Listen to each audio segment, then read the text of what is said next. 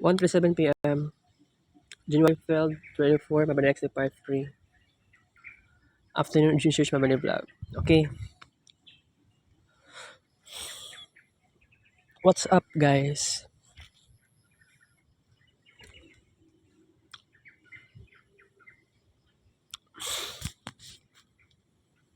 Medyo mababaw ra tong problema jud no. Pero sorry kaayo guys kung na-discuss na ako ning about sa ingani. Sobra-sobra ni kung inahanay na sobraan niyo siya gara sa iyang bakba. Pero bitaw, ang solution lang gyud ani kay it's either mulayas ka, it's either dili si mama mo gasto sa tuition na ko. It's either ma-scholar ko. Actually, pwede man dahil ko magpa-scholar. Siguro, tong namang ko'y classmates po, na nakita na ko, oo, irregular, mura mo siya na pagka-working student sa Assumption. Mura po siya na pagka-scholar. Wala po kong nangutan na, di ko aware. Dili ko aware sa iya, ha. Oo. Pero by the way, it's very crazy to think na bitaw na ako sa bagong eskwelahan, I'm still very shy person. Siguro, actually, ingani man gyud ang life karon na antisocial kaayo. Sa una, bitaw dili maiwasan magkuan pa ko sa past. 'Di ba? Oh. Pero sa man, sala pag na ako ni, 'di ba?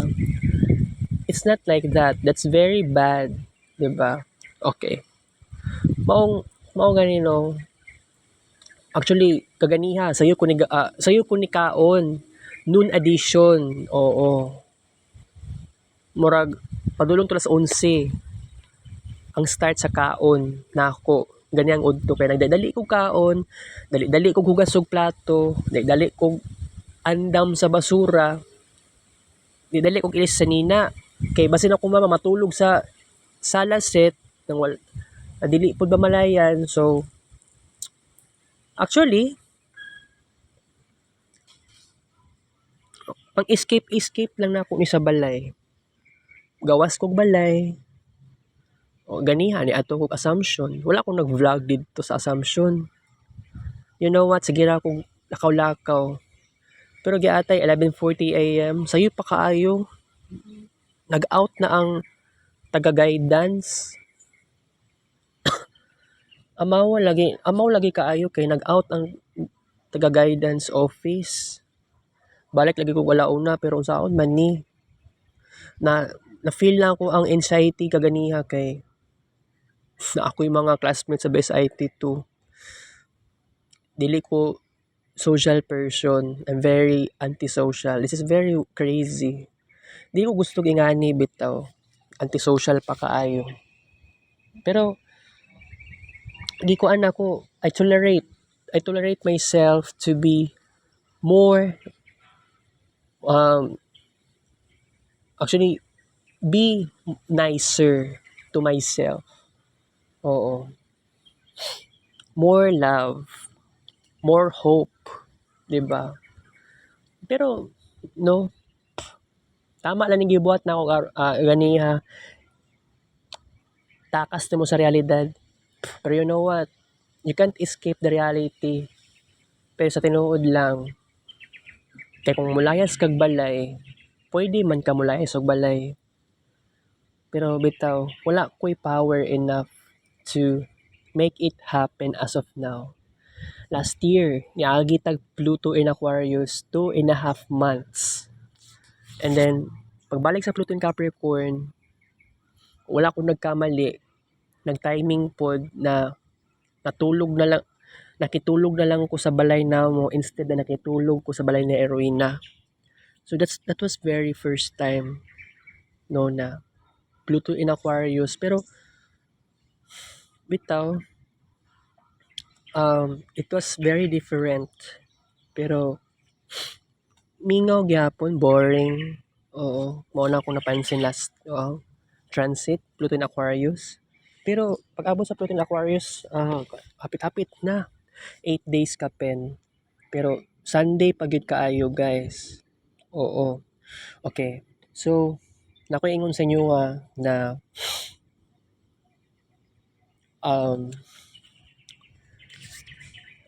karong Lunes next week murag feeling nako kay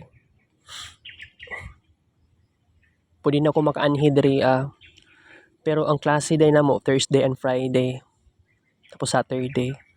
Pero sa man ni isulti ba nako ni kumama na ako nga Thursday and Friday among klase. Kay atay kaayo kay ganiha grabe kang yaw-yaw ganiha ba abi na kung okay na mi ani. Kay taas sa expectation gusto niya moambak lagi daw kog third year college sa second semester. Pero grabe siya maka-compare sa ubang students kay nagyaw-yaw kung mama ganiya kay basin kay kuan lagi daw makagraduate daw kog edad kog 27. Mama na ko ganyan nagyaw-yaw siya. Nagyaw-yaw siya maayo. Gitry na akong best na kontrolon ang iyang baba. Pero bitaw na siya yung problem sa iyang role as a mother. Nya nag-work siya. Nagtrabaho siya sa kuan as a fish vendor. Pero ayaw mo pagtingala guys ngano dili ko motabang tindag isda. Kasi you know what? Kapoy kaayo. Actually, main reason na nga dili ko motabang tinda kay kung ipagawas nimo ang passion nimo sa hard work sa trabaho sa pagtindag isda maura gihapon useless ra gyapon nimong trabaho niya nya imong inahan sige ra gyapon pangasaba sa balay ang iyang pangasaba wala jud niya actually wala niya gi-appreciate akong lihok lalo na katong 2022 sa Bunker 1 wala niya gi-appreciate ang akong mga lihok. Kuan mi kaayo itabangan din ako siya na mangumpra sa Bangkeroan. Ang inahan ako sa gigyaw-yaw. Which is actually bitaw na nakuan lang jud ko kanang na-surprise ako sa sitwasyon na ingani day ang ugali. Kisa una manggod, oo. Ingana pud siya baba. Pero mas grabe siya. Pero kung mutabang kog tinda, magyaw-yaw gihapon na siya. Wala ko'y naramdaman na optimistic na something. Magyaw-yaw day gihapon siya. Kapuyan ko guys. Kapuyan bitaw ko nga pakisamahan siya. Sige siya gyaw-yaw. Unya, katong time kaganiha nga katong nikaon ko ganiya sa noon edition, naghilom-hilom na siya ato. Wala na siya nagyaw-yaw ato kay katong na time nag-cellphone siya. Sus kung nag-continue ang yang yaw-yaw niya ganihang udto mga alas 10 maingana padulong alas 11 kung continue gyapon kung nag-continue gyapon ang yang yaw-yaw dili jud ko ka vlog dili ko ka record sa ako ang kaon di ba man na lang kay gipaspasa lagi na ko kaon ganiya pangit kini nga sitwasyon na ako guys actually ma-survive man day na ako ni pangit ni nga sitwasyon na magkaingani-ingani pa di ka grabe ang suffering jud nimo. Pero bitaw isulti na ako sa inyo na damage kayong pagkatao na ko guys. Kanang ganing inan kag tapulan. Dili makuha ang gusto ni sa inahan nimo. Inan lang kag dili maayo. Mao bitaw nga sa karon I want to find positive ways, positive vibes. Kaya you know what? Ang pessimistic attitude sa akong inahan sa balay dili gyud siya normal. Pero you know what? Wala gyud siya kasabot siyang sarili. Sa iyang role sa balay. Okay?